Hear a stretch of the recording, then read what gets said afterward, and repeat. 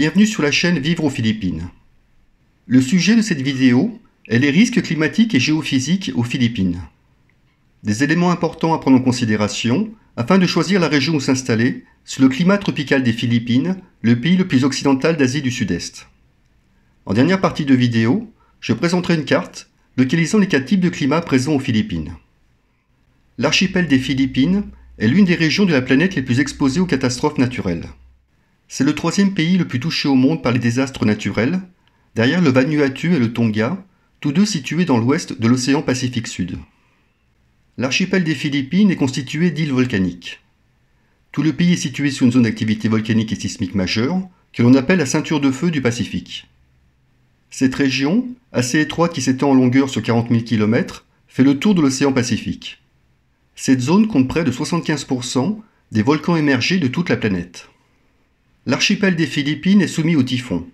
Ouragans, cyclones et typhons sont tous des synonymes qui révèlent du même phénomène météorologique. Ce sont les noms donnés par les scientifiques à ces tempêtes selon leur lieu d'origine. Dans l'Atlantique et le Pacifique Nord, les tempêtes portent le nom d'ouragans. Dans la région nord-ouest du Pacifique, ces mêmes tempêtes très puissantes sont appelées des typhons. Dans l'océan Indien, il s'agit de cyclones tropicaux. Une quinzaine de typhons traversent chaque année les Philippines, plus particulièrement entre les mois de mai et d'octobre. Les dangers peuvent être classés en dangers naturels et anthropiques. Les aléas climatiques et météorologiques, tels que les typhons et les sécheresses, ainsi que les aléas géophysiques, comme les tremblements de terre, les éruptions volcaniques et les tsunamis, sont des aléas naturels. Les risques anthropiques sont les risques liés à l'activité humaine, comprenant la déforestation, l'exploitation minière et le changement climatique. Les Philippines sont un archipel de plus de 7000 îles, d'une surface totale d'environ 300 000 km², avec 36 000 km de côte. Les îles s'étendent du nord au sud sur 1800 km et d'est en ouest sur plus de 1100 km. Elles sont divisées en 3 groupes, Luzon, les Visayas et Mindanao. L'île de Palawan fait partie de la région de Luzon. Les Visayas sont divisées en 3 parties. L'est, appelé les Visayas orientales, le centre, les Visayas centrales, l'ouest, les Visayas occidentales. Et Mindanao, au sud de l'archipel, avec l'océan Pacifique à l'est et la mer de Sulu à l'ouest. Les risques climatiques et météorologiques. L'archipel des Philippines est sujet à divers aléas climatiques et météorologiques en raison de sa situation sous les tropiques, le long du trajet des typhons, des moussons et d'El Niño. Le risque de typhon. Le nord de Luzon, le sud-est de Luzon et les Visayas orientales sont les zones les plus exposées au risque d'apparition de typhons. Le terme typhon est utilisé pour désigner toutes sortes de cyclones tropicaux, classifiés en 4 types. Les dépressions tropicales, avec des vents inférieurs à 18 mètres par seconde, soit 64 km/h. Les tempêtes tropicales, avec des vents entre 18 et 33 mètres par seconde, soit 65 à 118 km/h. Les typhons, avec des vents entre 33 et 64 mètres par seconde, soit 119 à 230 km/h, et les super typhons, avec des vents supérieurs à 64 mètres par seconde, soit plus de 231 km/h. Le risque de sécheresse.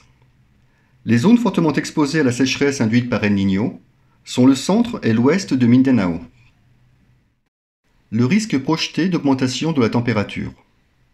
Les zones les plus exposées à l'augmentation de la température au cours de la climatologie prévue pour 2080 sont Mindanao et les Visayas centrales.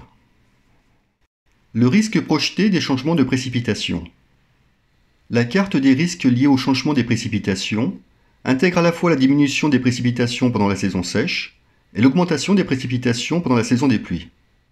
Les zones les plus exposées au changement projeté des précipitations sont le centre, le sud et le sud-est de Luzon et l'est des Visayas, appelés les Visayas orientales. Le risque combiné de catastrophes climatiques. Cette carte illustre le risque combiné de toutes les catastrophes climatiques et météorologiques. Elle a été obtenue en additionnant le score de chaque risque. Le risque de typhon, le risque de sécheresse, le risque projeté d'augmentation de la température et le risque projeté de changement des précipitations. Les zones les plus exposées aux risques climatiques et météorologiques sont le centre et le sud-est de Luzon, ainsi que l'est des Visayas, les Visayas orientales. Les risques géophysiques. Les événements géophysiques sont des phénomènes destructeurs. Cependant, ceux-ci font partie du fonctionnement dynamique normal de notre planète. Ils sont dus à des processus naturels d'origine terrestre. 4 dangers sont considérés dans cette catégorie. Les tremblements de terre, les glissements de terrain dus aux tremblements de terre, les tsunamis et les éruptions volcaniques. Les zones sujettes aux tremblements de terre. Les points rouges représentent les épicentres. Ils sont classifiés selon leur niveau de magnitude sur l'échelle de Richter. La coloration du territoire indique le nombre de tremblements de terre par année. Avec cette carte du relief, nous constatons qu'à l'est, la plaque tectonique océanique des Philippines glisse sous l'archipel créant la fosse des Philippines. Et qu'à l'ouest, la plaque eurasienne glisse également sous l'archipel, formant la fosse de Manille. Le risque de tremblement de terre. Le risque est présent dans tout le pays. Il est plus faible dans la région de Palawan, une partie des Visayas et le nord de l'archipel. L'archipel des Philippines est secoué chaque année par de nombreux séismes d'une magnitude comprise entre 6 et 6,9 sur l'échelle de Richter. Ces séismes peuvent provoquer des dommages sérieux sur plusieurs kilomètres. Près de l'épicentre, seuls les édifices adaptés sont capables de résister. Les glissements de terrain peu profonds provoqués par les tremblements de terre. Le mouvement du sol résultant d'un tremblement de terre produit d'autres dangers naturels tels que le glissement de terrain et les tsunamis. La plupart des provinces, à l'exception de Palawan, sont exposées au risque de glissement de terrain. Les zones sujettes au tsunami. Le tsunami est une vague marine issue d'un brusque mouvement d'un grand volume d'eau, provoqué généralement par un séisme, un glissement de terrain sous-marin ou une explosion volcanique. La plupart des zones côtières ont subi un tsunami ou présentent un potentiel risque de tsunami. Cette seconde carte reprend le risque côtier de tsunami et l'applique à l'ensemble du district. La répartition des volcans. Les Philippines se trouvent sous la ceinture de feu du Pacifique. Les volcans sont classés comme actifs, potentiellement actifs ou inactifs. Plus de 20 volcans actifs sont répartis sur tout l'archipel. En 1991, l'éruption du Pinatubo, située à moins d'une centaine de kilomètres au nord-ouest de Manille, a été l'une des éruptions les plus importantes du XXe siècle. Le risque combiné de catastrophes géophysiques. Cette carte illustre le risque combiné de toutes les catastrophes géophysiques. Elle a été obtenue en additionnant le score de chaque risque. Le risque de tremblement de terre, le risque de glissement de terrain dû au tremblement de terre, le risque de tsunami et le risque d'éruption volcanique. Les risques anthropiques. Les risques anthropiques sont tous les phénomènes qui peuvent être conséquents à la présence ou à l'action de l'être humain. Cela comprend entre autres la déforestation, l'exploitation minière, les émissions de gaz à effet de serre qui sont responsables du réchauffement climatique. La densité de population. L'archipel des Philippines est le 12e pays le plus peuplé au monde, avec 110 millions d'habitants. Une population qui a été multipliée par 3 en 50 ans, et qui exerce de ce fait une pression importante sur le milieu et les ressources. Cependant, cette pression reste faible en comparaison avec les pays les plus développés. C'est la région de Manille qui regroupe la plus forte densité de population des Philippines, avec plus de 1000 habitants par kilomètre carré. L'indice de développement humain.